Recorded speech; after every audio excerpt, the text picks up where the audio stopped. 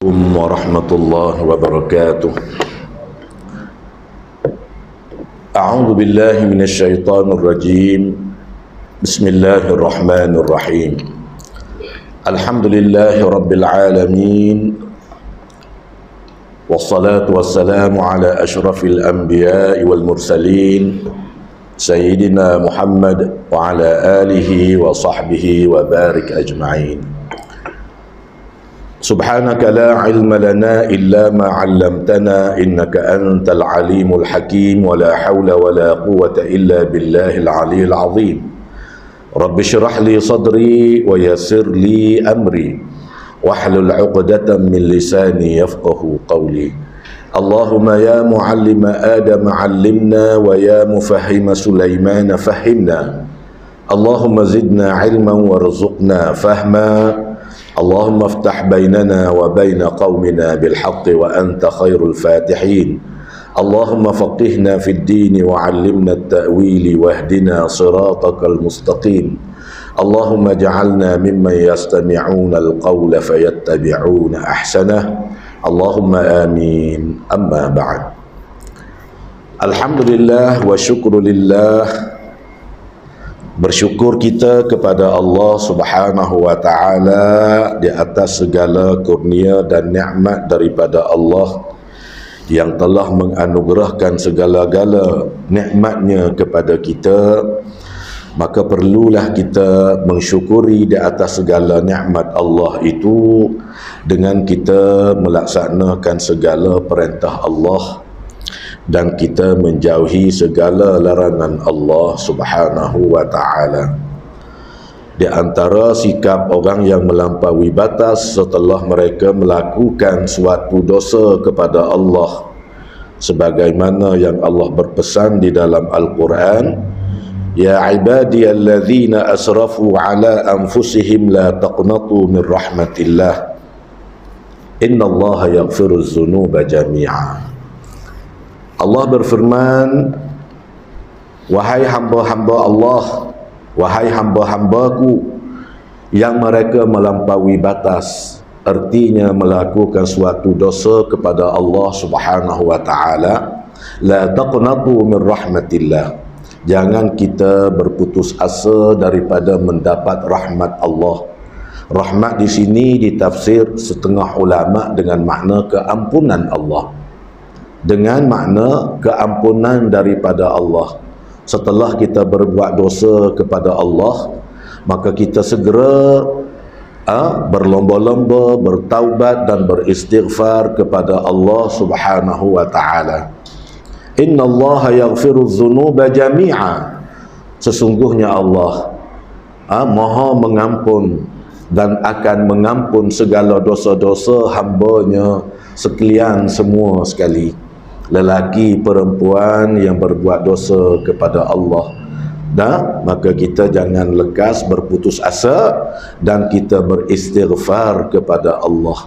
Di dalam istighfar itu membawa makna sekiranya kita berbuat dosa kepada Allah dan kita segera bertaubat kepada Allah, beristighfar kepada Allah. Setengah ulama berkata ia tergolong di dalam makna kita syukur kepada Allah. Kita tidak lupa Allah walaupun kita melakukan dosa kepada Allah, maka kita segera kembali kepada Allah Subhanahu wa ta'ala. Pada malam ini insya-Allah kita akan sambung salasilah yang mana menyahut suruhan Allah Subhanahu wa ta'ala. Tak kala Allah berfirman, Ya ayyuhalladzina amanu qu anfusakum wa ahlikum nara. Wahai orang-orang yang beriman. Itu adalah suatu khitab daripada Allah. Allah menyeru kepada orang-orang yang beriman. Maka tentunya sekali orang yang beriman yang akan menyahut suruhan Allah ini.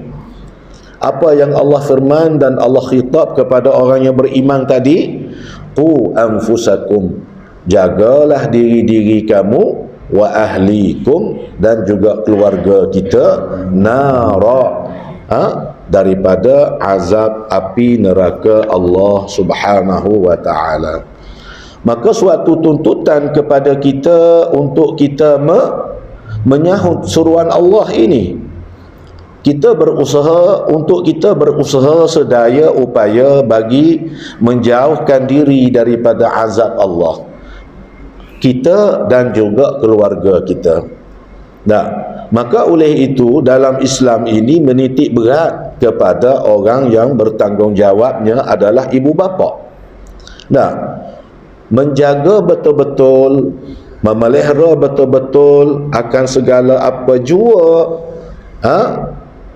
di atas dirinya dan juga kepada keluarganya, supaya tidak terjerumus, supaya tidak jatuh ataupun tidak terbuat daripada perkara-perkara yang boleh menyebabkan masuk ke dalam neraka Allah Subhanahu wa ta'ala.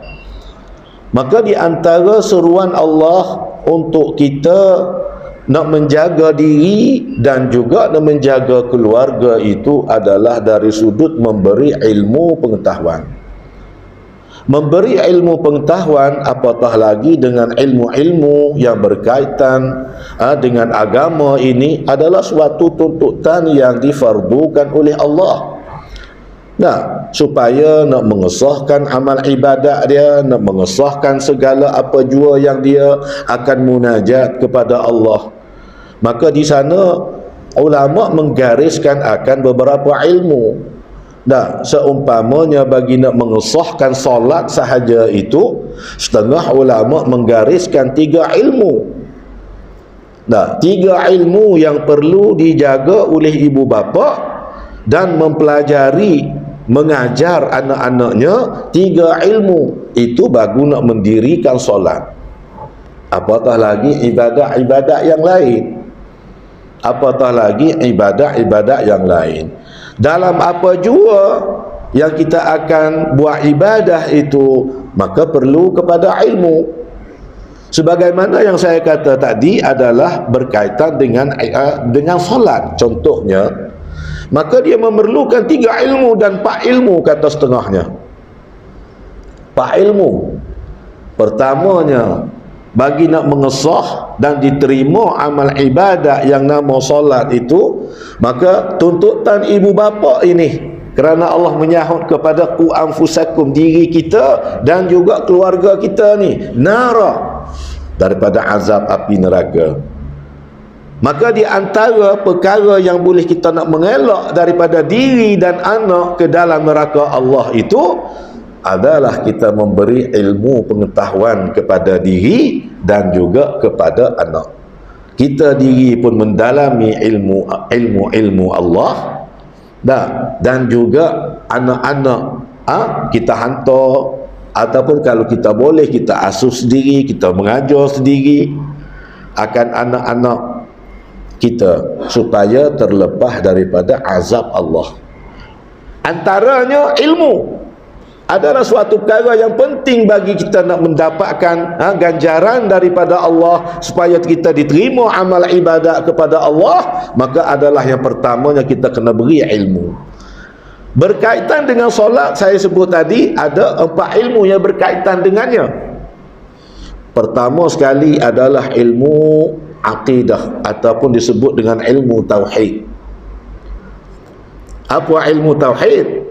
Adalah ilmu yang akan membawa diri dan anak-anak itu kepada ma'rifatullah, mengenal akan Allah Subhanahu wa ta'ala, mengenal akan sifat-sifat Allah, mengenal akan af'al Allah, mengenal akan perkara yang wajib di atas yang wajib bagi Allah, yang mustahil bagi Allah, dan yang harus bagi Allah. Di samping itu mengenal juga utusan Allah, Rasul-Rasul. Sifat yang wajib bagi Rasul, sifat yang mustahil bagi Rasul, dan sifat yang harus bagi Rasul adalah diwajib atas kita sekalian kenal. Diwajib di atas kita kenal, dan diwajib di atas ibu bapa mengajar ataupun memberi anak itu pengajaran yang seumpama ini. Kalau dia tak boleh nak mengajar sendiri, contohnya Maka dia hantarlah anak-anak tadi kepada pusat-pusat, kepada taman-taman, raudah-raudah didikan Islam, untuk dia dapat kenal Allah, dia dapat kenal Rasul, dia kenal sifat Allah, dia kenal sifat Rasul yang mustahil bagi Allah, yang mustahil bagi Rasul. Tanggungjawab siapa tu? Tanggungjawab siapa anak-anak kita tu? Maka tentunya kita lah, ibu bapa lah, dipertanggungjawabkan oleh syarak bagi memberi perkara-perkara yang seumpama ini. Nak mengesahkan solat perlu kepada tauhid. Kenal Tuhan. Kenal Tuhan, zat yang kita akan sembah, yang kita akan munajat dia. Apakah sifat-sifatnya? Apakah af'alnya? Bagaimana sifatnya? Bagaimana af'alnya? Bukan suruh belajar tentang mengenal hakikat zat Tuhan itu. Kerana mustahil kita manusia yang lemah nak mengenal zat yang qadim.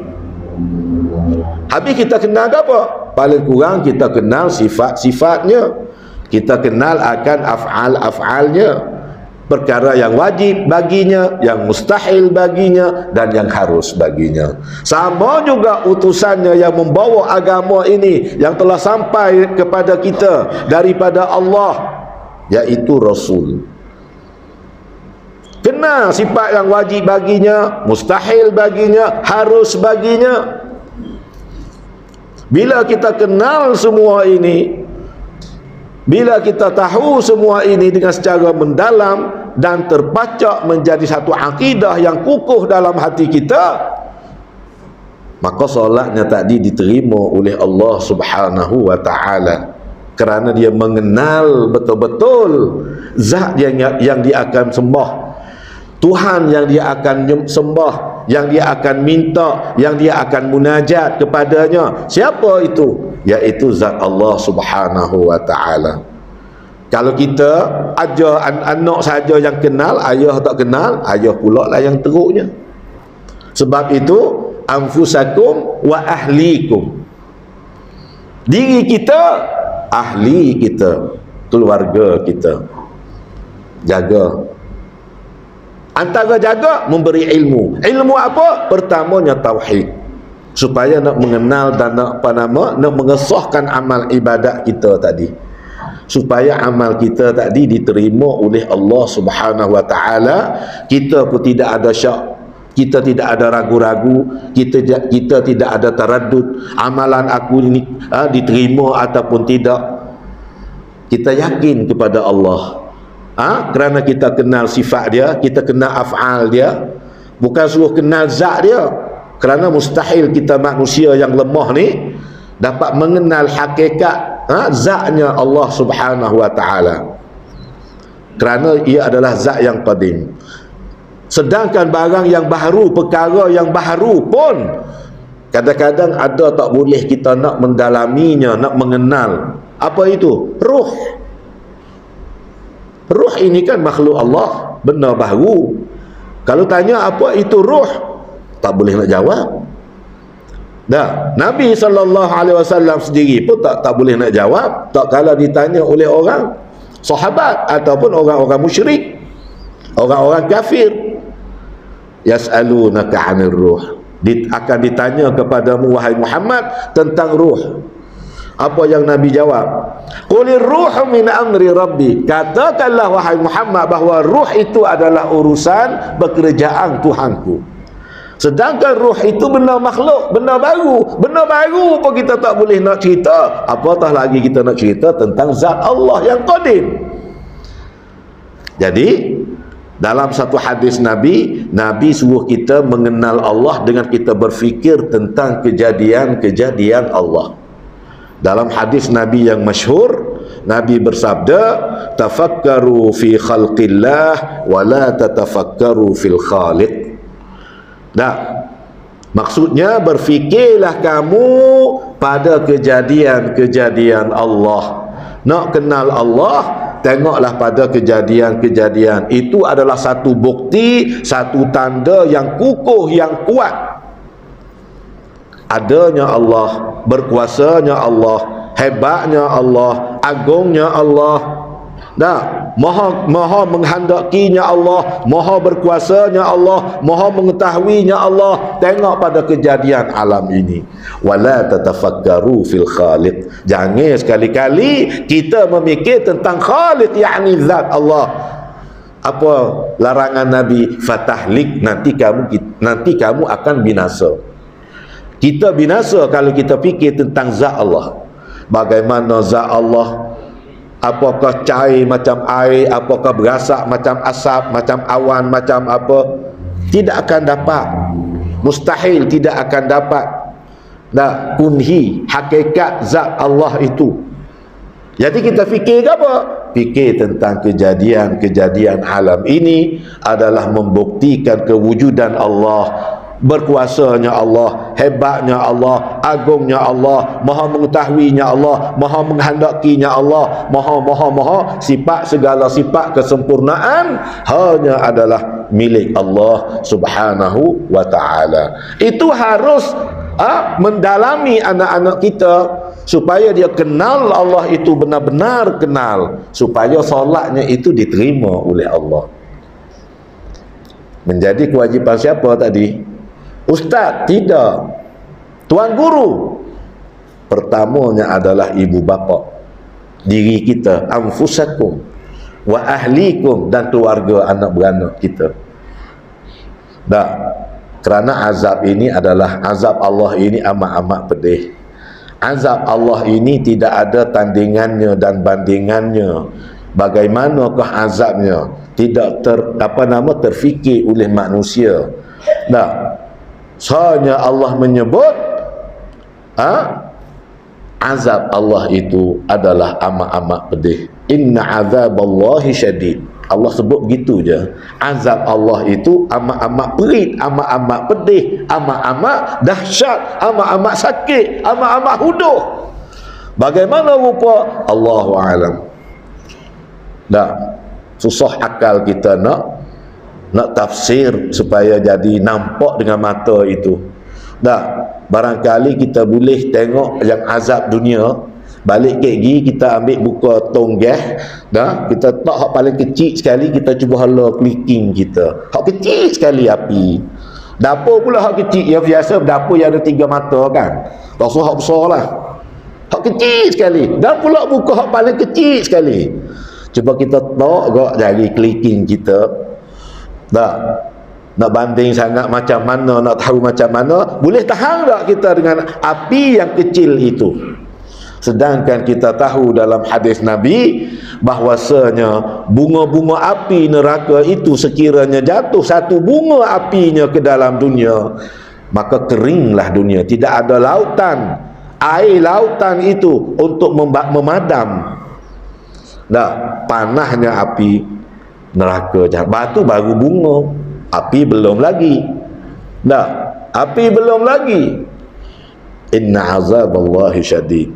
Jadi Allah mempertanggungjawabkan kita, ibu, bapa dan ibu, terhadap anak-anak, supaya amal ibadahnya itu diterima oleh Allah adalah diberi ilmu pengetahuan. Berkaitan dengan apa yang pertama nak mengesah dan diterima amalan kita oleh Allah? Mengenal Allah, iaitu terkait dan tergulung di dalam ilmu tauhid, ataupun ilmu usuluddin, ataupun ilmu aqidah, atau ilmu kalam. Apa jua nama, benda yang satu adalah ilmu bagi nak mengukuh aqidah, ikatan kita dengan Allah subhanahu wa ta'ala. Yang keduanya, bagi nak mengesahkan amal kita tadi adalah perlu kita mendalami diri dan anak-anak tentang ilmu fiqh. Menjadi suatu kewajipan fardu ain di atas diri kita tahu, dan juga kita mengajar anak-anak kita tahu. Apa dia? Ilmu fiqh. Kita panggil ilmu fiqh adalah satu ilmu yang kita nak kenal tentang halal dan haram, nak tahu tentang sah dan batal ataupun rosak fasid amal ibadat kita itu, nak tahu segala macam apa yang berkaitan dengan ibadat. Kalau dalam solat agak nak tahu daripada apa nama taharah, bersuci, nak tahu tentang air mutlak, nak tahu tentang najis, nak tahu tentang apa nama barang yang sah solat, barang yang merosakkan solat, dan barang yang menjadi rukun kepada solat. Bila tahu semua ni, kenal Allah kenal dah. Hak ni tak tahu dah, maka semayangnya jadi ikut ikut dan. Dah tahu haram dan halal, dah tahu sah, dah tahu kotor, dah tahu najis, dah tahu air yang mutlak, air yang mutanajis, air yang mustakmal, dah tahu. Akhirnya terjejas kepada amal ibadat kita, terutamanya solat. Ini saya ambil contoh yang mudah lah. Ibadat yang lain pun demikian, memerlukan ilmu. Dan ilmu itu siapa yang akan berusaha untuk mendapatkannya? Kita sebagai ayah, waliul amri. Kalau dah ayah dah mati, maka abang. Kalau abang lelaki tak ada, pak saudara tu, pak saudara mara ayah ataupun saudara mara ibu, mengambil tanggungjawab bagi memberi didikan yang menjadi teras kepada agama, yang menjadi asas kepada agama, yang menjadi fardu ain di dalam agama ini. Dikenal tentang segala macam yang berkaitan dengan ibadah, supaya amal kita sah, diterima oleh Allah. Maka ilmu yang kedua adalah fiqh. Ilmu mengenal halal dan haram, ilmu nak mengenal tentang sah ataupun batalnya, ilmu nak tahu rosak ataupun tidaknya, mana baik mana tak baik, apa yang suci yang tidak suci. Maka barulah kita nak mudah amalan kita tadi, kita sendiri dan amalan anak-anak kita itu diterima oleh Allah Subhanahu wa ta'ala.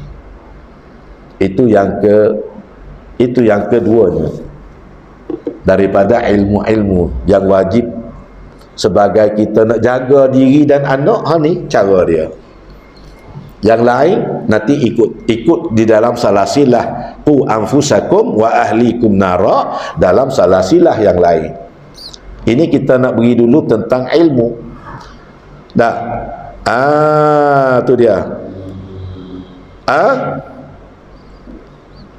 Yang ketiganya adalah ilmu yang akan membawa amalan kita diterima oleh Allah Subhanahu wa ta'ala, adalah dipanggil dengan ilmu akhlak, ataupun di sana ada orang yang panggil ilmu tasawuf, ada lagi yang menyebut dengan ilmu tazkiyatun nafsi, tahdzibun nafsi. Itu semuanya adalah benda yang sama. Apa dia? Ilmu bagi nak menghindar dan nak menghindar sifat-sifat yang buruk yang boleh menjangkiti kita ataupun ada pada diri kita. Sifat-sifat yang buruk. Benda ni, ilmu ini adalah ilmu yang berkaitan dengan hati. Hati ni subhanallah. Allah menjadikan hati ini adalah menjadi punca kepada amalan kita diterima ataupun ditolak. Nabi SAW bersabda, ala inna fil jasadi mudghah, ketahuilah kita kalian bahawa ada dalam diri kita ini seketul daging, seketul darah yang beku. Iza saluhat saluhal jasadu kulluh. Apabila baiknya seketul daging ini, maka baiklah segala anggota badan kita. Wa iza fasadat, dan apabila rosaknya, fasadal jasadu kulluh, maka rosaknya segala amal ibadat kita, maka rosaknya segala anggota badan sekaliannya. Ala wahiyal qalb, Ketahuilah kalian, seketul darah yang boleh merosakkan anggota badan yang lain ataupun mengelakkan anggota badan yang lain itu adalah al-qalbu, adalah hati. Hatilah tempat yang akan ditilik oleh Allah Subhanahu wa ta'ala. Selepas daripada kita kukuhnya akidah, selepas daripada kita dah kenal segala macam yang berkaitan dengan halal atau syarat-syaratnya, sah semayang, rukun-rukunnya, setelah itu Allah tilik hati. Allah tengok hati diri kita, hati anak-anak kita, hati semua sekali. Makhluk Allah, laki puan, Allah akan tengok apakah amalan kita itu ada campuran, ada bercampur bau dengan perkara-perkara yang boleh merosakkan ibadat kita ataupun tidak. Apa itu? Perlu kita tahu, perlu kita semai kepada anak-anak kita dan kepada pengetahuan dia supaya dia tahu. Dan termasuk di dalam golongan fardu ain benda-benda ni untuk didedahkan kepada anak-anak supaya mereka dapat tahu. Terutamanya kita juga apa kena tahu. Kerana kalau rosak ibadat habis licin lah. Tuhan kena dah halal haram sah ataupun tidak tahu dah. Ada penyakit yang boleh menggugat amal ibadat kerana kotornya hati. Kerana kotornya hati. Apa benda yang boleh mengotorkan, najis-najis yang boleh mengotorkan hati ini? Antara lainnya riya. Antara lainnya riya. Apa riya itu? Riya itu daripada asal kalimahnya ra'a. Ra'a maknanya melihat. Asal kalimahnya daripada kalimah ra'a. Dalam Al-Quran menyebut apa? Yang Allah sediakan neraka wil kepada orang yang semayang. Fawailun lil musallin. Neraka wil Allah sedia bagi orang yang semayang. Kerana adanya sifat riya di dalam ibadah semayang dia. Allazina hum yura'un.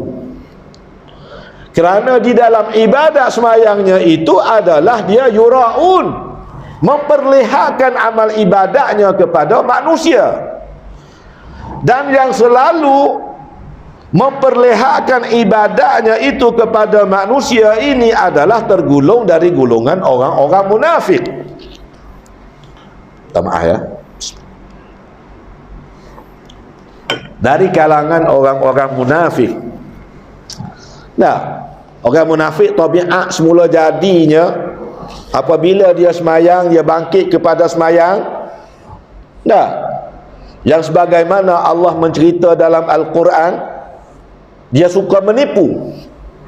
Dan bila dia bangun untuk solat, dia bangun dalam keadaan malah.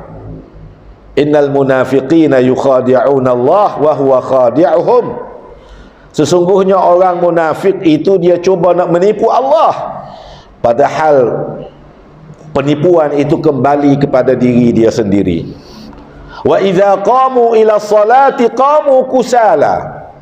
Apabila mereka ini orang munafik, kalau dia bangun untuk solat itu qamu kusala, dia bangun dalam keadaan malah. Dan kalau dia bangun juga untuk semayang, yura'unan nas, memperlihatkan. Apa artinya? Nak tunjuk-tunjuk ke orang yang dia semayang supaya orang lihat. Itu namanya riya. Maka riya ini adalah satu najis yang boleh melekat pada diri kita dan diri anak. Maka bagi kita nak menjaga perkara ini, kita kena mendedahkan ilmu-ilmu bagi nak menyucikan hati-hati kepada diri dan kepada anak. Itu baru ibadat solat lah kita kata. Ujub itu antara najisnya. Najis hati yang kotor. Apa yang mengotorkan? Riya, ujub, sum'ah. Dah. Dan anak beranak dia, segala sifat-sifat mazmumah, sifat-sifat yang tercela oleh syarak, perlu kita hapuskannya daripada hati-hati kita, daripada hati-hati kita sebagai ulil amri, daripada hati-hati anak kita. Dah, kita mengajar mereka ini kalau kita mampu memberi didikan dan kita mampu mengajar mereka. Dah. Itu yang ketiga. Setelah kita kenal Allah, setelah kita tahu tentang halal dan haram, sah dan tidaknya solat kita, setelah kita berusaha untuk menghakis kekotoran hati daripada najis-najisnya yang boleh mengotorkan hati, daripada penyakit ujub, riak, takabur dan anak beranak dia ni. Satu ilmu lagi yang perlu kita mendalami untuk mereka dan untuk kita sekali. Apa dia tu? Iaitu ilmu berkaitan dengan pembacaan Al-Quran. Kerana di dalam ibadat solat itu tidak sunyi daripada qauli dan fi'li. Tidak sunyi daripada rukun qauli dan rukun fi'li. Di sana ada rukun qauli, ada rukun yang jenis berkata-kata, qaul, berkata-kata. Dan yang keduanya fi'li, iaitu perbuatan. Dah. Soal perbuatan bolehlah kita tengok, kita tunjuk, kita apa. Tetapi satu lagi, iaitu berkaitan dengan rukun qauli. Apa rukun qauli? Bermula dengan takbiratul ihram. Dah, takbiratul ihram.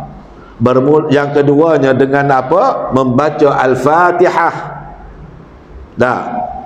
Tasyahud akhir, tahiyat tu. Dan salam. Dah. Salam. Itu dikatakan rukun qauli, rukun qauli di dalam solat. Dah, kalau bacaan pada mula lagi tak betul dah. Dah. Mana pada takbir? Alif di atas A. Apabila nak takbir, Allah. Jadi O. Dah. Waktu belajar alif di atas A. Nak takbir jadi Allah. Punah. Takbir tu rosak dah. Nah. Takbir mula tu punah dah. Bapa?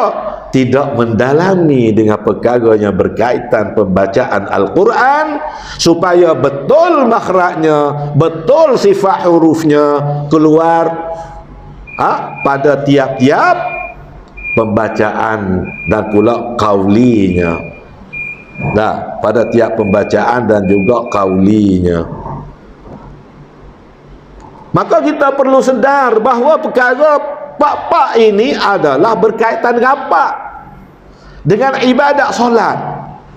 Dah, kalau tak betulnya tajwid, macam mana nak baca Al-Quran? Dah, macam mana nak baca Fatihah yang menjadi satu rukun kepada rukun solat? La salata liman lam yaqra bi Fatihatil kitab.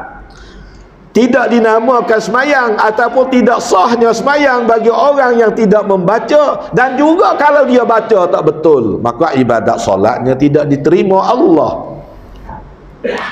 Nah, tidak diterima Allah. Tuhan tak terima. Nah, hasil daripada ibu, ayah dan ibu tidak memberi, tidak mendedahkan anak-anak untuk mempelajarinya. Asyik duduk hantar kepada tempat-tempat yang pengajian yang lain daripada yang menjadi fardu ain. Dah, hatta kepada pusat pengajian Al-Quran tidak. Dah, bapa? Mahal ya punya jurang. Dah, RM20 seminggu, mahal. Dah. Lalu menuduh guru-guru yang mengajar Al-Quran itu tidak ikhlas, mengajar Al-Quran kerana duit-duitan. Nah, menuduh guru-guru Al-Quran tidak memberi sumbangan dan tidak membayar ataupun jurang. Sedangkan Quran ini benda agama, sepatutnya guru tu mengajar lillahi ta'ala lah. Nah, cuba kita mengajar boleh 2 orang, 3 orang pelajar. Nah, lepas tu kita kata lillahi ta'ala, berkali seminggu tak mengajar. Nah, maka dalam satu hadis Nabi kata khaira ma ajartum kitab Allah. Sebaik-baik yang kamu memberi upah dan mengambil upah kitab Allah, mengajar akan kitab Allah. Sebaik-baik Nabi kata. Tapi kalau pengajian matematik, bahasa Malaysia, jurangnya mahal, tak apa. Tak ada pula kita sebut lillahi ta'ala. Tapi kalau mengaji Quran, tuduh ustazah tu ke, ustaz ni ke, mata duitan. Kerana jurangnya tinggi, RM20 seminggu mengajar Al-Quran. Ini urusan agama, sepatutnya lillahi ta'ala lah. Nah, tapi kalau mengajar Inggeris tambahan, matematik ke apa, ada jurangnya yang tinggi, dia tak kata pula. Sedangkan Nabi kata khaira, sebaik-baik yang kamu memberi upah itu khaira ma ajartum, sebaik-baik perkara yang kamu nak beri upah dan nak minta upah. Dah, guru yang mengajar Quran boleh, harus bagi dia, tidak celah pada syarak. Nak ngaji Quran sekali khatam, aku minta 2,000, boleh. Sekali khatam 30 juzuk. Nah, tapi kita kalau urusan agama, kalau minta duit apa jadi? Kalau minta upah apa jadi? Nanti kecoh. Ustazah ni mengajar Al-Quran, mata duit tang lah, letak bayaran giang-giang, tambah lagi masuk dalam apa panggil FB-nya, WhatsApp-nya, apa jua, sebas kejap habis licin. Masyarakat tahu. Sedangkan perkara itu perkara yang sangat-sangat, Nabi kata hak paling baik sekali kamu nak mengambil upah dan nak minta upah adalah mengajar Al-Quran. Ni ngajar Al-Quran bagi nak mengesahkan solat kita.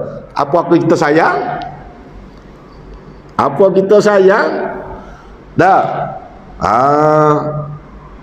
Kesiang dilempar kepada guru-guru yang mengajar Al-Quran itu adalah tunggangan agama lah, mata duit tang lah. Ini apa benda ni? Nah, menjatuhkan maruah, menghina dan sebagainya. Sedangkan perkara itulah yang akan membawa kepada sahnya sembahyang kita. Kalau kita boleh ajar sendirilah. Kerana Allah memerintah qu anfusakum, diri kamu tu dulu yang mengajar anak-anak. Tapi kalau kita kesibukan, kita tidak mampu, berilah kepada orang-orang yang mampu, yang yang hanya pekerjaan dia mengajar Al-Quran dan sebagainya. Dan kita henti daripada menuduh guru-guru Al-Quran ini sebagai tunggangan agama dan mata duitan. Kerana Nabi kata khaira ma ajartum kitabullah, sebaik-baik yang kamu minta upah, yang kamu beri upah adalah berkaitan dengan kitab Allah. Nak ajar dia supaya kenal huruf satu-satu huruf, supaya dia sebutnya dengan betul. Nak baca Fatihah yang menjadi satu rukun kepada rukun solat. Betul. Tahiyat supaya betul. Itu di antaranya apa dia ilmu tadi, mengenal Allah, iaitu ilmu tauhid, mengenal halal haram sah dan tidaknya berkaitan dengan ilmu fiqh, membersihkan hati adalah kaitannya dengan ilmu akhlak, dan yang keempatnya adalah memperbaiki bacaan Al-Quran supaya segala rukun-rukun qauli itu adalah betul, tepat dengan makhrajnya, betul pada sebutannya, lalulah bacaan kita semua betul, maka ibadat solat kita diterima oleh Allah. Itu dia. Kerana ia adalah satu ilmu yang perlu kita mendalami. Pak-pak ilmu, pak-pak cabang ilmu ni adalah perlu yang kita, diri kita dan termasuklah anak-anak kita baru tergolong kita menyahut suruhan Allah yang Allah kata qu anfusakum, jaga diri kita. Kita sendiri pun belajar pak-pak ilmu tadi, wa ahlikum, dan keluarga kita juga memberi didikan, sama ada kita yang mengajar sendiri ataupun kita ketidak kesempatan masa, maka kita beri kepada orang lain untuk mengajar anak-anak kita. Semuanya itu adalah bagi nak mengelak daripada azab Allah Subhanahu wa ta'ala. Apa dia? Adalah mempelajari ilmu pengetahuan. Diberi pendedahan ini kepada diri dan kepada anak-anak. Sedikit sebanyak tazkirah ini mudah-mudahan memberi manfaat kepada diri saya dan juga kepada para hadirin muslimin muslimat yang saya hormati, yang saya kasihi. Dan saya sudahi dengan lafaz yang mulia, aqulu qawli hadza wastaghfirullahal azim li wa lakum, wassalamu alaikum warahmatullahi wabarakatuh. Subhanallah wa bihamdi, asyhadu an la ilaha illa ant, astaghfiruka ya rabbi wa atubu ilaik. Allahu ta'ala a'lamu بالصواب. بسم الله الرحمن الرحيم. الحمد لله رب العالمين، والصلاة والسلام على أشرف الأنبياء والمرسلين وعلى آله وصحبه وبارك أجمعين. اللهم ربنا تقبل منا وعافنا واعف عنا وعلى طاعتك أعنا. اللهم أعنا على ذكرك وشكرك وحسن عبادتك. اللهم فقهنا في الدين وعلمنا التأويل واهدنا صراطك المستقيم. اللهم زدنا علما نافعا وأعمالا صالحا ورزقا حلالا طيبا وذرية صالحة وتجارة لن تبور. يا عالم ما في الصدور أخرجنا يا الله من الظلمات إلى النور. اللهم اغفر لنا ذنوبنا ولوالدينا وللمؤمنين يوم يقوم الحساب. اللهم ربنا اغفر لنا ذنوبنا ولآبائنا ولأمهاتنا الذين سبقونا بالإيمان. اللهم ربنا آتنا في الدنيا حسنة وفي الآخرة حسنة وقنا عذاب النار. وصلى الله على سيدنا محمد وعلى آله وصحبه والحمد لله رب العالمين.